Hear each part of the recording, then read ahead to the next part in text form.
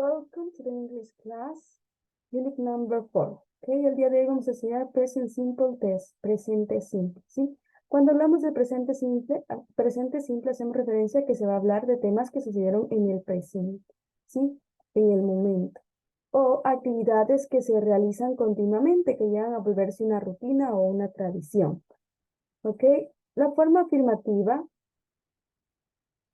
se trabaja de la siguiente manera. El verbo, cuando se trabaja con el pronombre I, you, we, you y they, el verbo va a trabajar en su forma original o su forma base. ¿Qué significa esto? Que el verbo no se va a transformar o no se va a cambiar.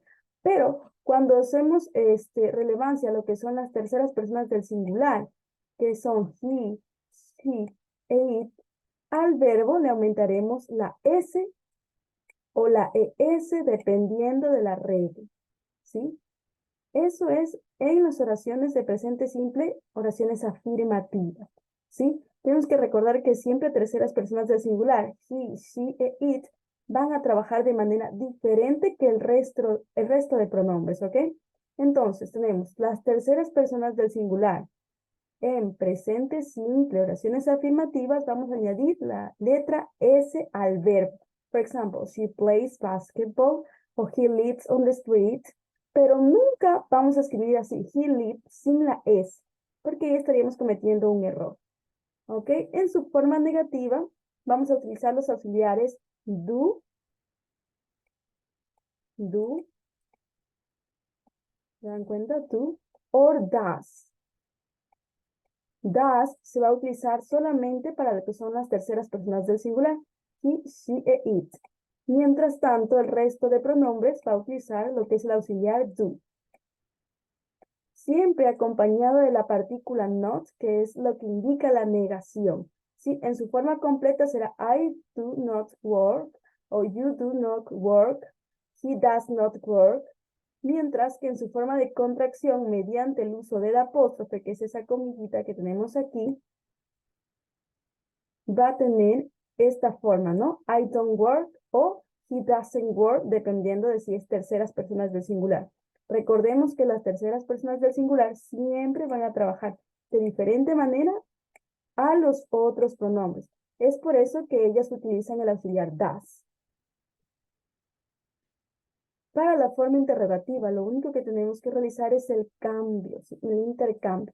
Primero irá el auxiliar y luego el sujeto y luego el verbo y el signo de pregunta o question mark. ¿Ok? Entonces, si tengo el I, pues primero irá do, luego el sujeto y luego el verbo. ¿Sí? Si trabajo con terceras personas del singular, recordar que su auxiliar es el does. ¿Sí? Does he, does she, does it. Mientras tanto, los demás pronombres van a trabajar con do. Do I, do you, do we, do you otra vez, you y do they. ¿Sí? Y respuestas cortas, porque recordemos que estas de aquí son preguntas yes, no question. ¿Qué significa eso? Preguntas de sí y de no.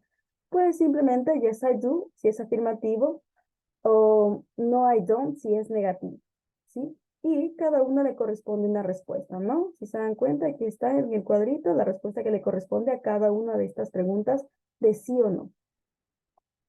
Ok, y aquí abajito tenemos lo que es las reglas, ¿sí? Es importante saber las reglas porque recordemos que en el presente simple oración afirmativa a las terceras personas del singular, he, she, it, se le va a aumentar la S al verbo. Esa es la regla general, pero existen subreglas a esa regla general, que es este cuadrito que tenemos aquí abajo, ¿sí? Que nos dice que la mayoría de los verbos, o sea, la regla general, va a tomar la S y se le va a añadir a las terceras personas del singular. Por ejemplo, work, works, dance, dances, read, reads, ¿sí? Esa es la regla general.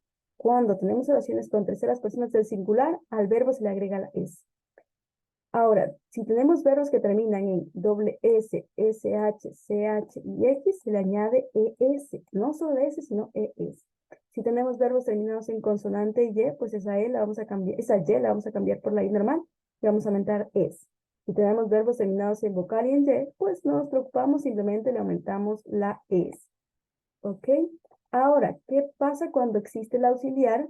Si es en pregunta, y existe el auxiliar, pues el verbo vuelve a su forma base. Si se dan cuenta aquí, aunque sea tercera persona singular, al verbo ya no se le agrega la S. ¿Por qué? Por la presencia del auxiliar. Lo mismo pasa en la negación. Si se dan cuenta aquí, terceras personas del singular, existe el auxiliar y al verbo ya no se le coloca la S. En cambio, acá en presente simple, como no hay auxiliar ni de pregunta ni de negación, al verbo se le coloca la S o se siguen las reglas que tenemos aquí abajo. ¿Sí? Entonces, tener en cuenta eso, que cuando está en presencia del auxiliar, al verbo no se le modifica, vuelve a su forma base. ¿Sí? Y ahora vamos a pasar a explicar lo que es la tarea. ¿Sí? Por ejemplo, aquí tenemos una negación. ¿Cómo me doy cuenta? Porque tengo este not, ¿no? Tengo este not aquí, negación. Entonces, ¿qué tengo que hacer ahí? Pues visualizar el sujeto. Dice my sister, ella, she. Trabajo con el auxiliar does. Does es una negación, doesn't read. El verbo tal y como está, ¿por qué? Porque está en presencia del auxiliar. ¿Sí? Aquí en cambio dice Frank y like. Frank es he, tercera persona del singular. Al verbo le agrego la S.